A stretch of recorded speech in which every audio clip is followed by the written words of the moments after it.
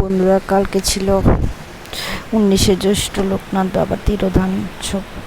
তো আমরা সন্ধ্যার সময় চলে গেলাম লোকনাথ বাবার আশ্রমে, মানে মন্দিরে। তো ওখানে গিয়ে দেখো কি ভিড়, মন্দিরে সামনে যাওয়া যাচ্ছে না। তো যাক, যেভাবেই হোক সামনে গেলাম, কিন্তু মন্দিরে ঢোকার মতো অবস্থা ছিল না, এতটাই ভিড় ছিল।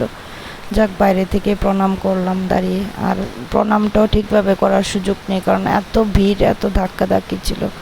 তো আমার আর সাহস হয় না এত ভিড়ের ভিতর ঢোকার জন্য। তো আমরা একটু দূরে চলে আসলাম, এসে মেলার মধ্যে থেকে ভিড়ই ভিড়, চারিদিকে এতটাই ভিড়। তো একটু মেলাটা ঘুরে নিলাম, যদিও মেলাটা খুব ছোট্ট ছিল। দেখো কি সুন্দর খেলনার দোকান বসেছে, ঠাকুর মূর্তি টুর্তির দোকান বসেছে। তো এগুলো ঘুরে ঘুরে একটু দেখলাম। এই মুখোশ ছোটোবেলায় কত আমরা এগুলোর জন্য ইয়ে করতাম। তারপর কি কিনবো কিনবো, একটা টিপের পাতা কিনে নিলাম মেলা থেকে। মেলা বলে কথা, কিছু না কিছু তো কিনতেই হয়। তো কিছু খালি হাতে আসলাম না, একটা টিপের পাতা কিনে নিলাম। তারপর ঘুরে ঘুরে সবটা মেলা দেখলাম, যদিও খুবই ছোট্ট মেলা ছিল মেলার ইয়েটা। তারপরে এখানে দেখো কি সুন্দর কানের গলা, আর এই কি টুকটাক জিনিস বিক্রি করছে।